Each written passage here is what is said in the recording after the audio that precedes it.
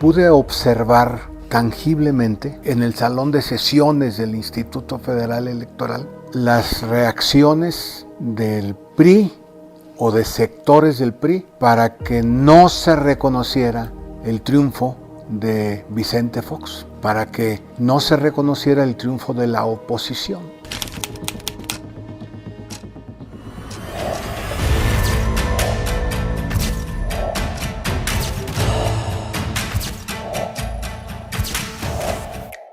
El ciudadano Vicente Fox Quesada es el candidato que obtuvo el mayor número de votos en la elección de presidente de los Estados Unidos mexicanos.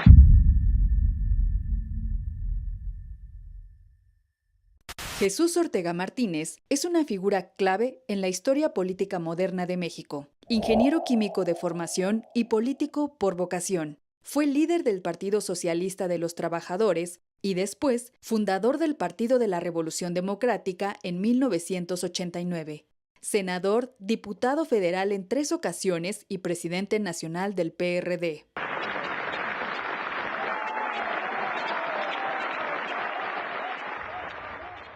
Y si me presionas un poco, te diría que el detonador principal fue el movimiento de 1968.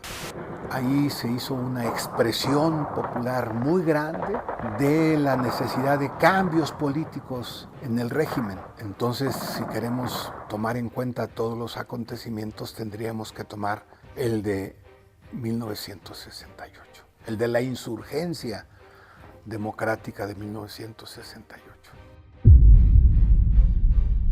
Hubo, y quiero puntualizar esto, un hecho tan relevante o quizás más relevante que el de que Fox ganara la presidencia, cuando la oposición ganó la mayoría en el Congreso de la Unión, particularmente en la Cámara de Diputados, en las elecciones de 1996 y la reforma política de 1994. Esos dos elementos son tan importantes como el de la elección presidencial del 2000, pero no pierdas de vista un evento muy importante, una reunión pública entre Cuauhtémoc y Vicente Fox en la casa de Santiago Krill para intentar un acuerdo antes de la elección entre los dos candidatos de la oposición, Fox y Cárdenas. Se debatió en secreto en momentos, después públicamente. Seguramente recordarás tú y otras personas el momento en que Cárdenas decía una encuesta en este momento y el resultado de la encuesta la asumimos, y Fox decía no, veamos las encuestas que están saliendo ya en este momento, que le favorecían, por supuesto, a Vicente Fox. Pero sí había en el seno del PRD una posición muy clara de que, claro que importaba quién ganara la presidencia, pero era todavía más importante que eso si lográbamos dar el paso hacia la presidencia de la República en manos de un personaje que no fuera del partido hegemónico. Y sí había ese debate y había esa discusión.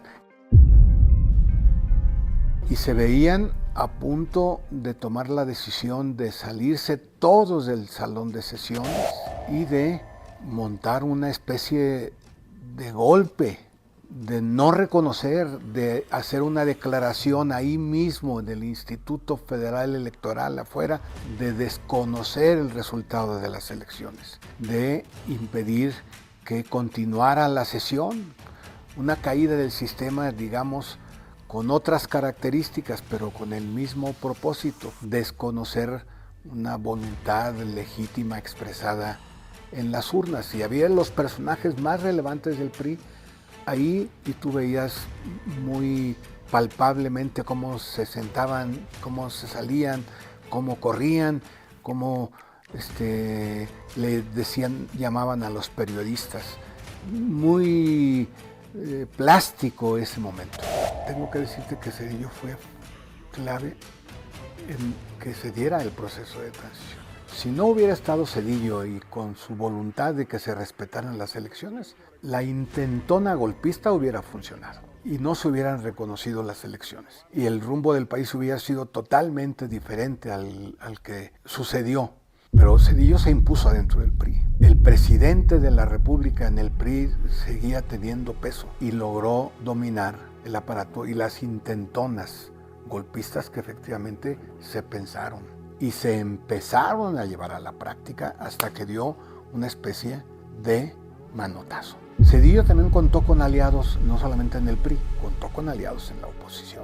Pues sí se discutió si debería o no de salir Cárdenas a reconocer el triunfo de Vicente Fox. Afortunadamente para el país se impuso la sensatez para que Cárdenas efectivamente saliera y reconociera el triunfo de Fox y se diera ese paso tan importante, otro paso más hacia la transición a la democracia en México, pero costó trabajo en el PRD y le costó trabajo a algunos personajes tan relevantes como el propio Cuauhtémoc. Tristes porque habíamos generado al principio expectativas muy grandes, a lo mejor no nos dimos cuenta de la realidad política que significaba el PRD o la que vivía el PRD.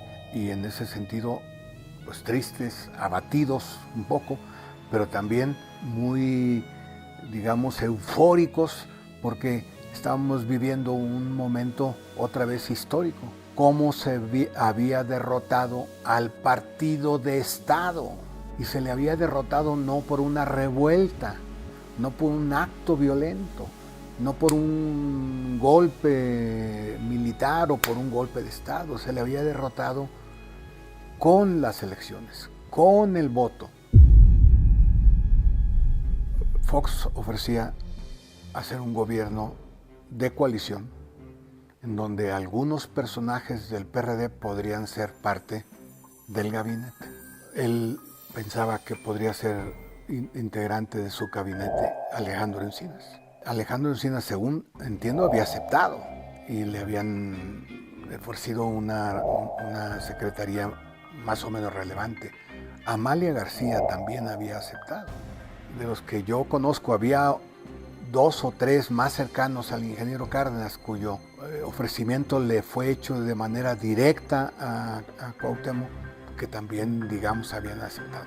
¿Dónde estuvo la negativa para que no se creara ese gobierno de coalición con un gabinete plural? Esencialmente en el ingeniero Cárdenas y en López Obrador. Pero la desaprovechó.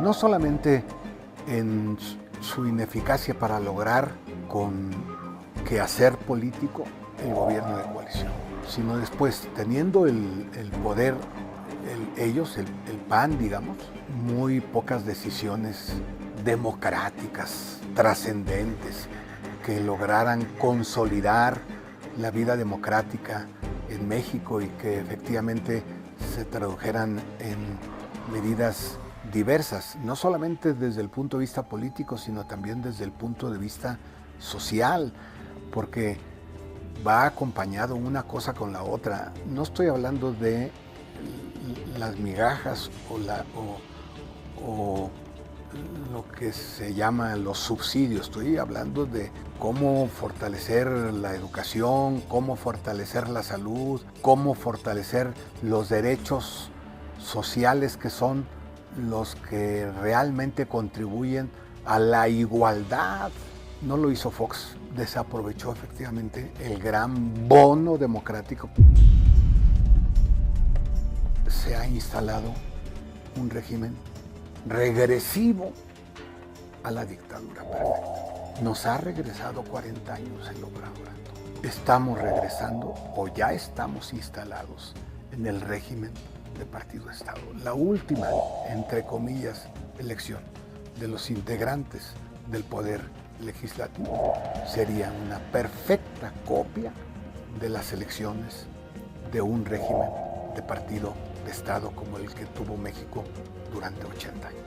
Y Peña Nieto tiene mucha responsabilidad en eso, porque en lugar de fortalecer las instituciones democráticas, blindarlas contra las intentonas que siempre han estado presentes de restaurar el viejo régimen, no solamente no hizo lo suficiente para impedirlo, sino contribuyó a que sucediera.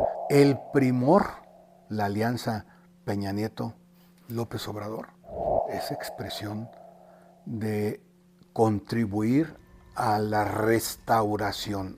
Hubo muchos momentos de esa transición, pero no fue un instante, no fue un momento, fue un proceso de varios años, 3 décadas, 4 décadas. ¿Cuál creo yo que es el elemento fundamental que debería ser la sustancia para enriquecer esta rebelión?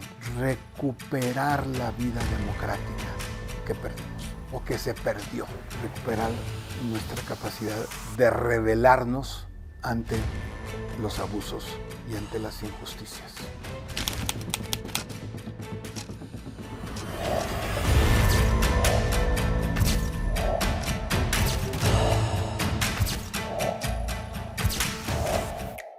El ciudadano Vicente Fox Quesada es el candidato que obtuvo el mayor número de votos en la elección de presidente de los Estados Unidos mexicanos.